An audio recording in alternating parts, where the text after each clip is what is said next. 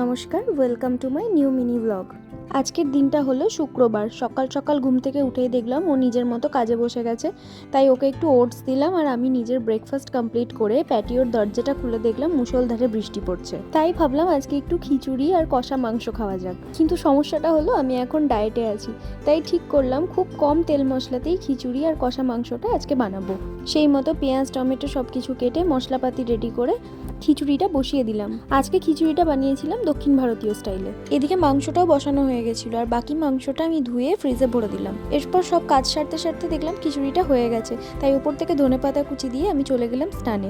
আর এসে ঠাকুর পুজো করে নিজে ফ্রেশ হয়ে এরপরে এসে মাংসর ঢাকনাটা খুলে দেখলাম মাংসটা অলমোস্ট সেদ্ধ হয়ে গেছে। খিচুড়ি তো আগে থেকেই হয়ে গেছিল, তাই দুটো প্লেটে খিচুড়ি আর এই তেল ছাড়া চিকেন কষা সাথে আমের মিষ্টি আছে সার্ভ করলাম।